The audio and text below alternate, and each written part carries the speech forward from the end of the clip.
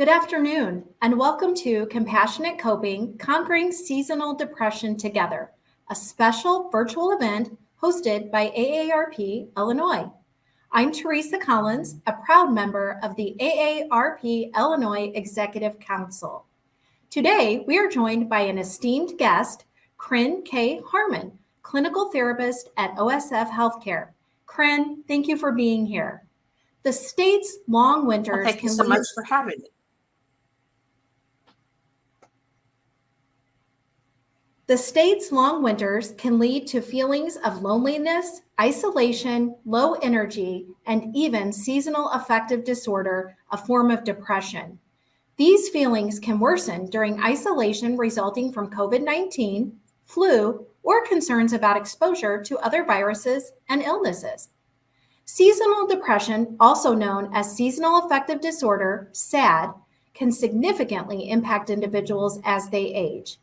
For seniors, the challenges of aging combined with the seasonal variations in mood and daylight can create a unique set of circumstances. As older adults may already face issues such as health concerns, isolation, and changes in daily routines, the onset of seasonal depression can exacerbate these challenges. It becomes crucial for caregivers, family members, and healthcare professionals to recognize and address the specific needs of seniors experiencing seasonal depression, offering support, companionship, and access to appropriate mental health resources. Today, we are going to hear from Kryn on understanding seasonal depression, coping strategies and insights, and what resources and help are available for you and your loved ones. Welcome, Kryn. Thank you for having me. Kryn, can you start by helping our audience understand what seasonal depression is and how it differs from general depression? Seasonal affective disorder, or SAD, is a form of depression that primarily affects people during the fall and winter months when there is less sunlight, particularly in locations farther from the equator. So this is the time of year we're at right now. And this lack of sunlight can disturb the internal clock and may lead to feelings of depression. Some people do better with this than others. The change in seasons can also influence the body's melatonin and serotonin, which are natural substances that play a role in your sleep, your timing, and your mood. And when combined, these factors can lead to seasonal affective disorder. As we enter the winter season, many individuals experience a shift in mood. Could you elaborate on the specific triggers that contribute to seasonal depression? So, what causes SAD? There are certain triggers that contribute to seasonal affective disorder. First one I'll go over is the circadian rhythm. The decrease in sunlight in the winter months is thought to disrupt your circadian rhythm, which is your body's 24-hour internal clock. And this can cause feelings of depression. Also, levels of serotonin, which are your feel-good chemicals in the brain responsible for mood, can also drop in response to this decreased natural light during the winter months. A hormone that the body makes in response to darkness, which is called melatonin, can increase with longer nights, and this can make you feel lethargic, drowsy, and have an altered sleep pattern that negatively affects your mood. And finally, natural sunlight is a primary source of vitamin D, which is a vital nutrient essential to overall mental and physical health. Thus, we can experience SAD during times of decreased sunshine. Are there certain demographics or age groups who are more susceptible to seasonal depression? And if so, why? Well, as I said earlier, those parts of the country farther from the equator are much more at risk for SAD. About, interesting, 5% of Americans suffer from SAD. And while seniors do not statistically suffer SAD more than any other demographics, they do have certain risk factors for developing it. For example, as I mentioned before about decreased vitamin D levels, seniors, unfortunately, are particularly vulnerable to this deficiency in vitamin D. So they are more likely to develop SAD during times of decreased sunshine. It's also interesting to note that women, lucky us, are 4 more times to experience SAD than men. And those with a family history of SAD, that kind of makes sense, doesn't it? People that have bipolar disorder, major depression disorder, people living far north or south of the equator, where their days are either very short or very long. Those also struggling with substance abuse, and those with anxiety or eating disorders. These are all put people at greater risk factors for developing SAD. Another risk factor, especially for seniors, is perhaps having restricted ability to get outside during the daylight hours. Seniors are just more at a higher risk group for mobility issues, for having underlying physical problems that certainly can affect mobility. And then if you have limited mobility, that can also contribute to social isolation, which is another contributing factor to SAD. So the symptoms of SAD are more than just feeling blue or lacking energy on cold winter days. SAD is, if this is more severe, it involves persistent, pervasive symptoms of depression. These symptoms are feeling of persistent sadness, loss of interest in activities once enjoyed, like I'm not going out with my girlfriend for lunch, I blew off card club this week. It even gets so bad people don't answer the phone when they have loved ones calling them. And that's not typical, right? You could also have loss of appetite. You could have insomnia or other changes in sleep patterns, like sleeping way too much. Another symptom is low energy level. You could be feeling hopeless, worthless, guilty. Like I stated, withdrawal from social connections. You can have difficulty concentrating. I had a lady who say she read the same chapter of her book 4 times. She just couldn't remember what she was reading. And of course, in its most severe form, that could be thoughts of death or suicide. Interesting also with SAD, most often feel tired and sleep more than usual versus just regular depression. They also tend to crave carbohydrates and eat more, which often causes weight gain. And that's depressing in of itself, correct? And symptoms may get worse as winter progresses. So it's not something that usually gets better. The symptoms can just keep getting worse. Okay, moving into coping strategies. Can you share some practical tips for managing seasonal depression? So in regards to coping strategies for SAD, there's 4 main categories that I will go over. The first category is antidepressant medications, because as we've learned, SAD is not just a passing blue mood, it is a form of depression.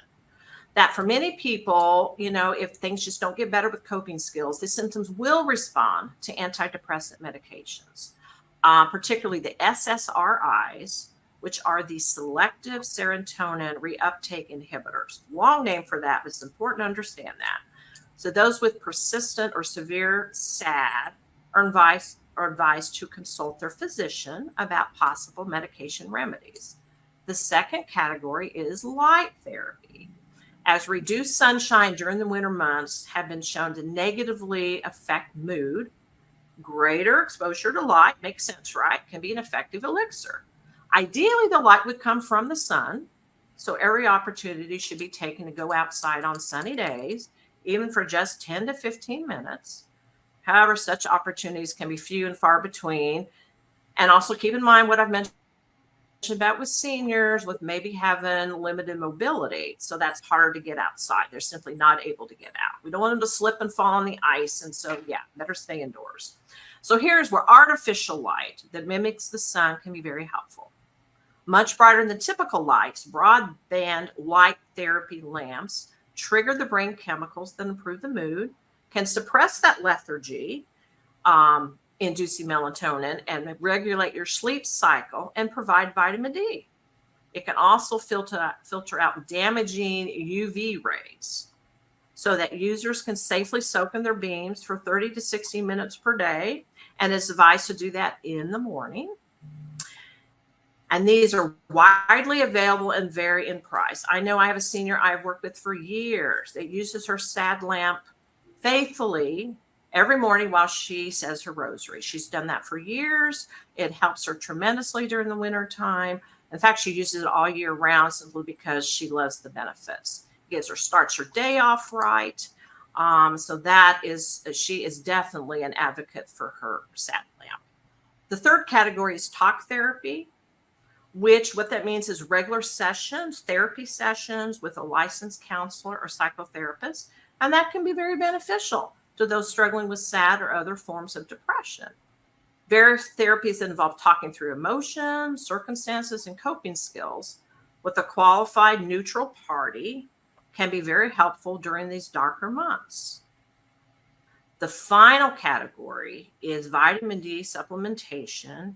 In addition to sun exposure, vitamin D levels can be boosted by foods rich in this nutrient, which are egg yolks, cheeses, fatty fish like salmon, beef liver, milk, yogurt, cereals, and juice. Prescription and over-the-counter vitamin D supplements may be also helpful, of course, upon the advice of your primary care physician. And again, just touching on some basic self-care steps that you can do all year long that can help even reduce your risk for SAD or certainly help you cope with SAD while you're going through these dark winter months. Getting regular exercise, maintaining healthy sleep habits, including a predictable sleep and wake cycle, eating a healthy diet, and limiting the amount of sugary foods you consume, in addition to avoiding alcohol and drugs, especially while you're battling some SAD symptoms. I know we want to try to self-medicate. Maybe a drink will make me feel better, but we all know alcohol is a depressant, so it's really not going to help you feel better in the long run. Okay, so we've talked a little bit about this already, but how does the lack of sunlight during the winter months actually impact our mental health? And are there ways to mitigate its effects? As we've talked about before, the lack of sunlight during the winter months is thought to disrupt the body's 24-hour internal clock. And this is called the circadian rhythm, which causes feelings of depression. And another part of this is your levels of serotonin, which are your feel-good chemicals secreted in the brain, which are responsible for mood. This chemical can drop in response to decreased natural light during the winter months. So basically, it's those two factors. Kren, are there specific therapeutic approaches or mindfulness techniques that individuals could incorporate into their daily routines to alleviate seasonal depression symptoms? There is scientific evidence that meditation is helpful in the management of SAD. One of the theories is that another cause of SAD is the disturbance of the pineal gland. So this is located in the middle brain that regulates your patterns of sleeping and waking up. Meditation stimulates the function of the pineal gland, regulating the melatonin to promote relaxation. Meditation also increases your serotonin levels, which is that feel-good chemical. And we've all known, meditation definitely just provides a great resource for overall relaxation. It's wonderful. So cognitive behavioral therapy, CBT, again, that's a form of psychotherapy that looks at negative and unrealistic thought patterns and helps reframe them to more realistic and positive ones. I also, say you can have as many tools in your toolbox to help you. I always have my clients journal. Journaling can help one track their moods and trends and help people to maybe start to recognize symptoms at the earlier stages to enable one to start interventions early when it's just a minor issue before a major problem. Can you explain how seasonal depression occurs in the brain? Specifically, is it a result of neurobiological factors contributing to the onset of seasonal affective disorder? As mentioned before, levels of serotonin within the brain can drop in response to decreased natural light during the winter months.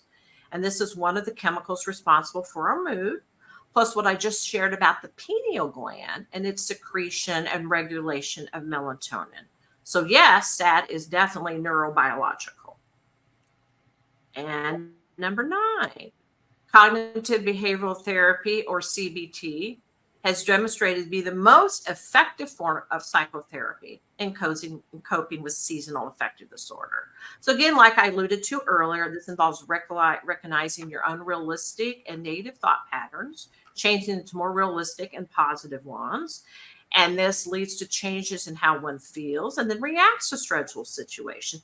It's still like, oh my God, it's so cold and dark outside. Whatever will I do? This is miserable. God, why me? It's like, well, it's dark outside and gloomy. This is the perfect time to curl up on the couch and read that book I've been wanting to read. Little subtle changes like that can make a big difference. As I mentioned before about possible antidepressant medications, one would need to, of course, contact their primary care physician. And in some severe cases, that person would also maybe necessary to seek psychiatry. For those seeking professional help, what are the key factors of therapy or counseling in addressing seasonal depression? As I've just mentioned, cognitive behavioral therapy, or CBT, has demonstrated to be the most effective form of psychotherapy in coping with seasonal affective disorder. This involves recognizing unrealistic and negative thought patterns and changing them to more realistic and positive ones. This leads to changes in how one feels and reacts to stressful situations. And this is done, with your skilled therapist or counselor, having a relationship with your therapist, developing that rapport, and then, diving into this type of work can be very helpful. And also, too, what I mentioned about a possible antidepressant medications under the guidance of one's primary care physician.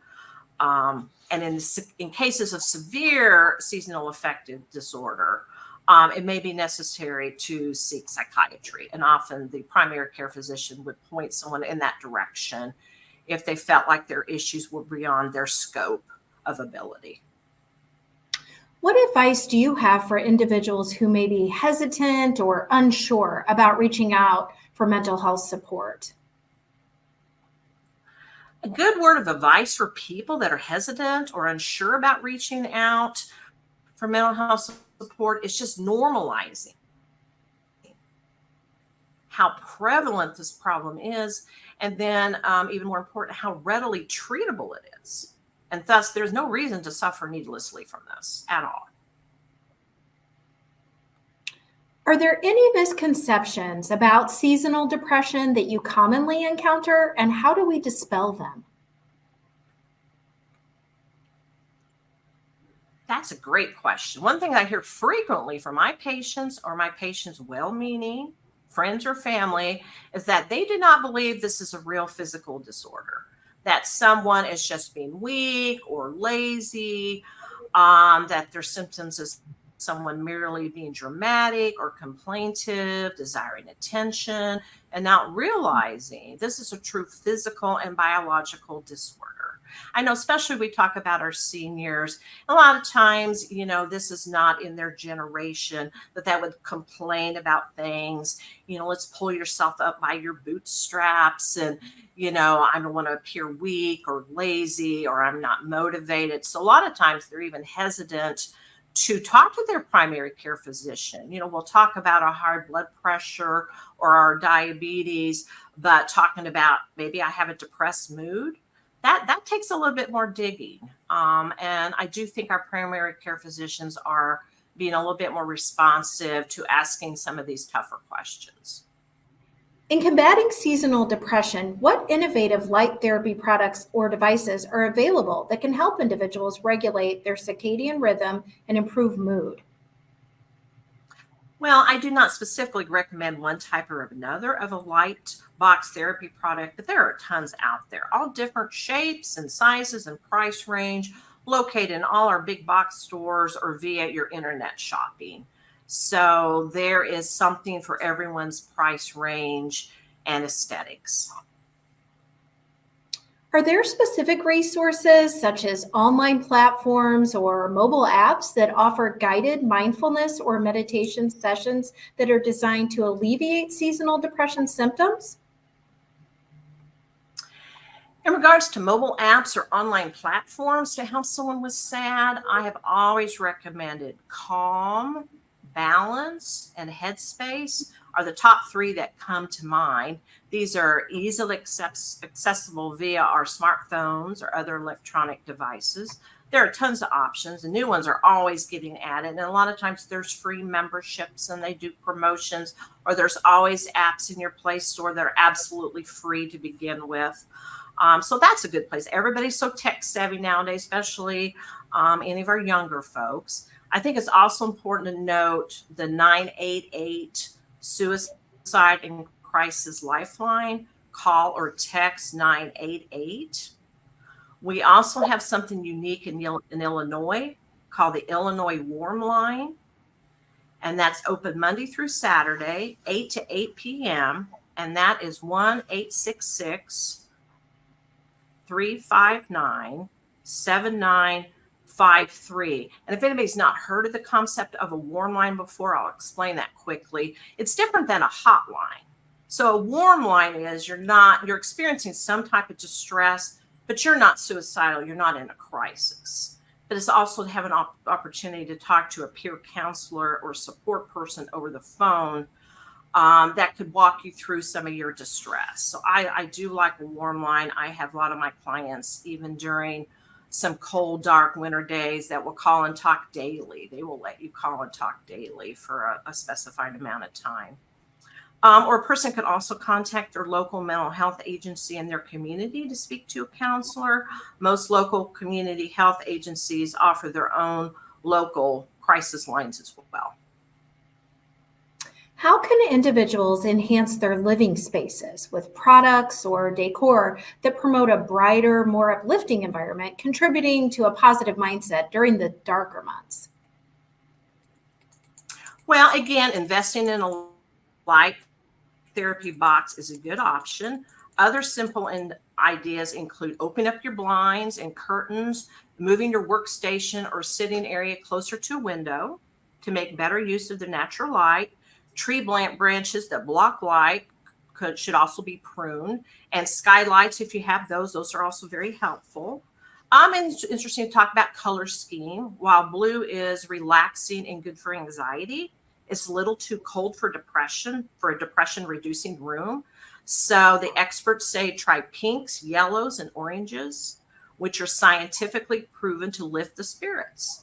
I used to do social work, home health care visits for seniors for years. And the first thing I would do upon entering a home would be draw back those heavy curtains, open up those blinds. They'd be living like little bats in a cave.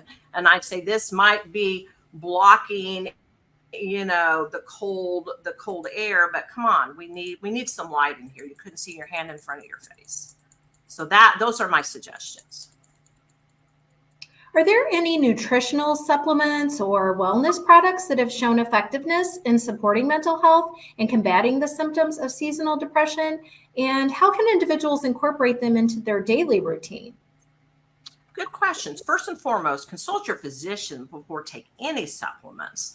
But vitamin D supplements can be helpful if your vitamin D is low due to a lack of exposure to the sun. Omega-3 fatty acids, one of the main essential fatty acids in fish, is DHA, and DHA is present in high quantities in the brain and is necessary to help promote normal functions of neurotransmitters. Another suggestion is 5-HTP, which is 5-hydroxytryptophan, which is a precursor to serotonin. Another one we all probably heard of is St. John's wort, and melatonin are other suggestions. Melatonin can increase your brain melatonin and suppress cortisol secretion. And we've all heard cortisol is that fight or flight hormone that can cause belly fat. So probably most of us are highly motivated not to develop cortisol. Kren, where can our audience find additional resources or information on seasonal depression and mental health?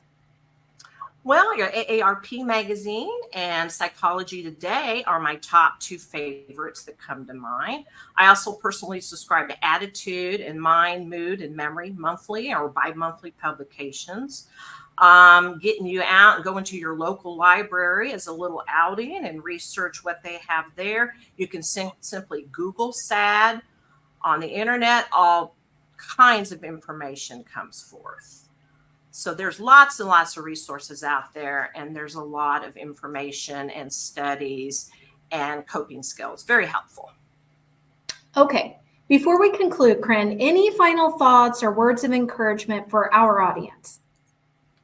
Well, again, it's important to recognize signs and symptoms of SAD and realize that it is a bona fide form of depression, and one does not have to suffer needlessly if indeed one is inflicted with this. This is not simply a matter of willpower or pulling yourself up by your bootstraps, but a true physical disorder that can be treated very successfully. Thank you all for joining us today. Remember, you're not alone, and there are resources available.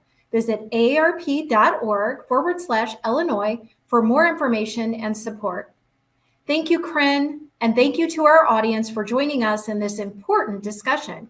Remember, compassion and understanding are powerful tools in conquering seasonal depression together. Stay connected, stay informed, and take care. Goodbye, everyone, and this concludes today's virtual event.